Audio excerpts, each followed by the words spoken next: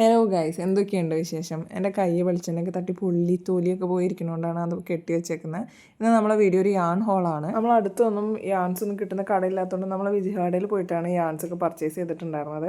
ഇത് നിറ്റ് വിറ്റ് എന്ന് പറഞ്ഞിട്ടുള്ള ഒരു ബ്രാൻഡിൻ്റെ യാൺസ് ആണ് അവിടെ അധികവും ഉണ്ടായിരുന്നത്.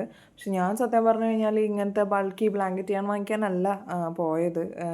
സാധാരണ ടൈപ്പ് അക്രിലിക്കാണ് വാങ്ങിക്കാനാണ് ഞാൻ പോയത്. പക്ഷേ ഇവിടെ ഇത് കണ്ടപ്പോഴത്തേനും ഞാൻ മറ്റേ സിനിമയിലെ ബിന്ദു പണിക്കറിൻ്റെ അവസ്ഥയായി പോയി.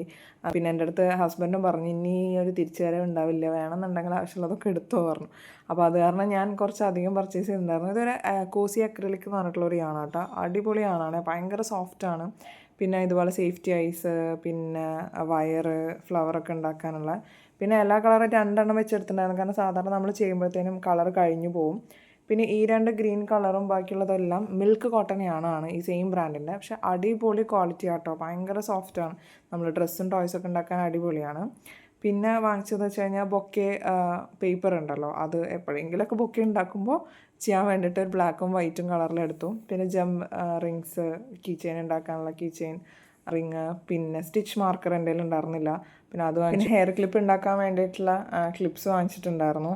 പിന്നെ ഞാൻ ഈ ആണ് വെച്ചിട്ട് ചെയ്തിട്ടുള്ള ഒരു പ്രൊജക്റ്റായിരുന്നു അത്, ഫസ്റ്റ് ചെയ്തത് ഇതായിരുന്നേ. പിന്നെ ഇതുപോലെ ഒരു ഹെയർ ടൈ ഉണ്ടാക്കിയിട്ടുണ്ടായിരുന്നു സൺഫ്ലവറിൻ്റെ, അടിപൊളിയായിരുന്നു, കാണാൻ ഭയങ്കര ഫിനിഷിംഗ് ആണ് ഇതുകൊണ്ട് ചെയ്യുമ്പോൾ. പിന്നെ നമ്മളാ കാണിച്ചില്ലേ ബ്ലാങ്കറ്റ് യാൺ പോലത്തെ, അത് വെച്ചിട്ടുണ്ടാക്കിയതാണ് ഈ ബാഗ്. പിന്നെ നമ്മൾ കാണിച്ച ആ കോസി അക്രിലിക്കാണ് വെച്ചിട്ടുണ്ടാക്കിയതാണ് ഈ ഒരു താറാക്കുട്ടൻ. അപ്പോൾ പിന്നെ എപ്പോഴത്തെ പോലെ ലൈക്ക് സബ്സ്ക്രൈബ് ഒന്നും മറക്കണ്ട.